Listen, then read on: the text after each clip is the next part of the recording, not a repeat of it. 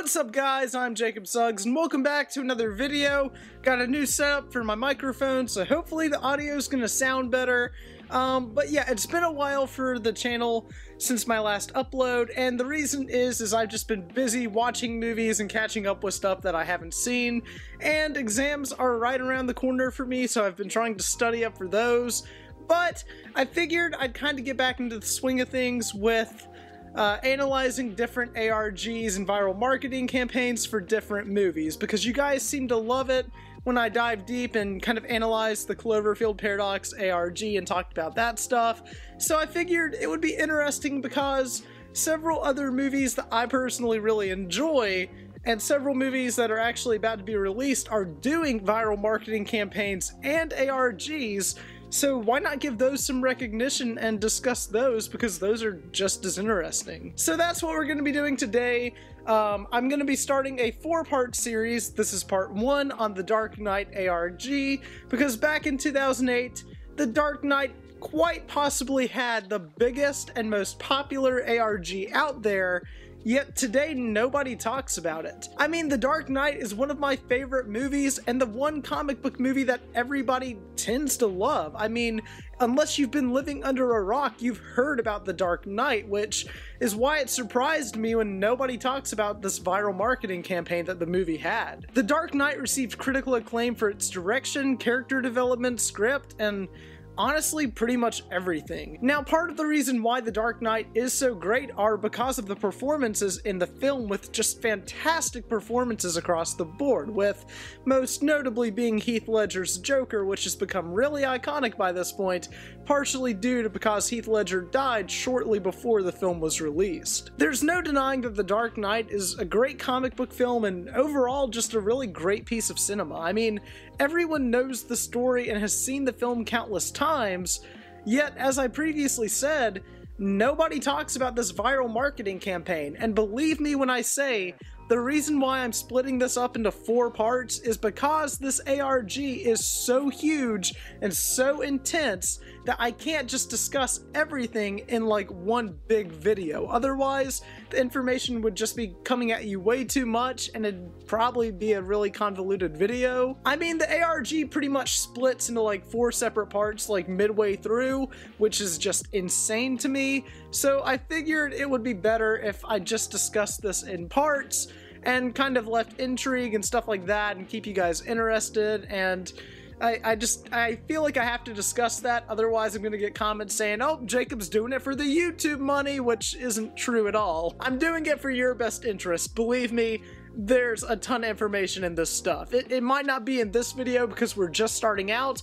but later on in the next few installments, you guys are going to be like, yeah, Jacob was right. Now, if you don't know what ARG means, it stands for Alternate Reality Game, and is a viral game that's basically spread across the internet and sometimes real places, and it's up for a select few involved with the ARG or playing it online to find out how everything connects together and where all of the mysterious websites and objects are, either in the real world or on the internet. Cloverfield did this. I've analyzed that ARG in full for the Cloverfield Paradox and discussed the other ones as well. Link in the description if you want to check that out. That's also a good ARG, and if you don't know what it is, then that might be a good starting off point. I feel like I've said that a lot, so let's just hop right into it. This is The Dark Knight's ARG. I'm a man of my word.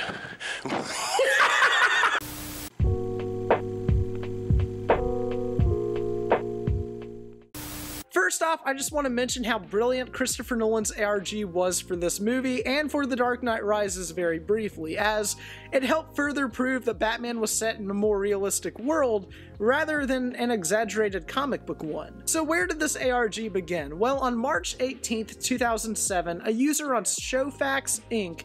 found a casting page that pertained to the sequel for Batman Begins, and on April 1st, 2007, a few more casting sites were found. However, one of these these sites contained a secret message simply stating, "See you in December." Then on May 11th, 2007, the official website thedarkknight.warnerbrothers.com opened to the public and kicked off the marketing campaign for the film. However, 6 days later, if you clicked on the bat signal on the website, it led you to a different website entirely with the URL reading IBelieveInHarveyDent.com. Now, if you don't know what that means, it's basically just a campaign website for Harvey Dent, a character in The Dark Knight, who is elected very recently the district attorney for Gotham City in that movie. So the ARG basically kinda covered his campaign trail, but we're gonna get into that a little bit later on. The next day on May 18th, the owner of a comic book store in Southern California reported that several Joker cards with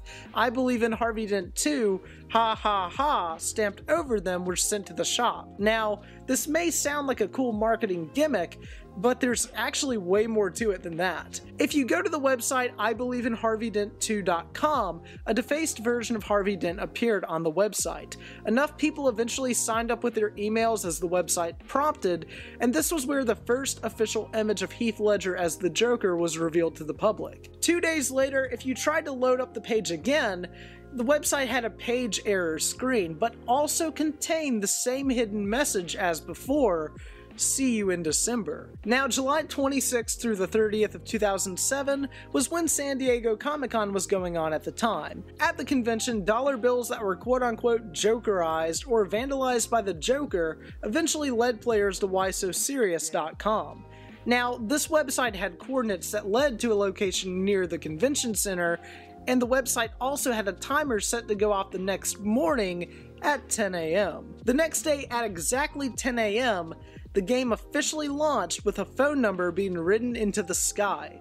A scavenger hunt throughout the entire city went on for the entire day, and after finding all of the clues, one fan was selected to be, I kid you not, quote-unquote, abducted and killed in place of the Joker. For those that participated, clown masks were given out as a reward, and online players who couldn't attend Comic-Con that year were treated to the first official teaser for The Dark Knight. After this, WhySoSerious.com was shut down and subsequently replaced with Rentaclown.com, which, from what I've gathered, is just a fictional clown rental company whose employees were basically just fans from Comic-Con in the clown masks. Another secret message stating, "Made you look," was written into the source code of the website if you looked into the source code, which I think is actually kind of insane. The game kind of took a little hiatus for a while, but on October 17th, 2007, WhySoSerious.com was reactivated with a Halloween theme to fit in with the season. It had a single pumpkin lit by a candle,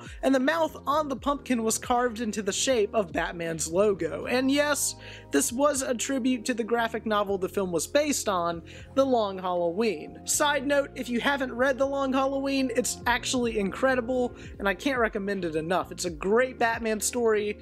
It's fantastic. I love that graphic novel. On Halloween Day, the pumpkin that was seen all month long had become rotten on one side, and the candle had burnt out.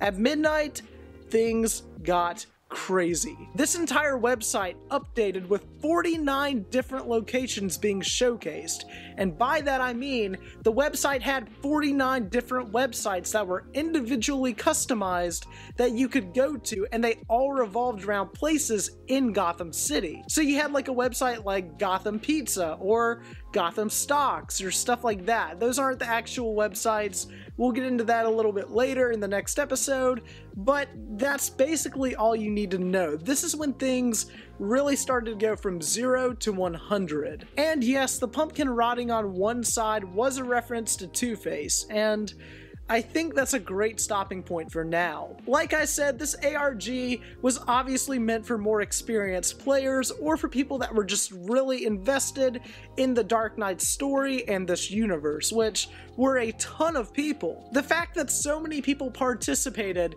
yet nobody talks about it today a decade later is just baffling to me. Everybody talks about Cloverfield and all of these other ARGs, but the Dark Knight really had one of the biggest and most expansive ARGs I've ever seen in my life. This ARG is really interesting, it's really big, and just like the Joker, it just gets crazier and crazier from here.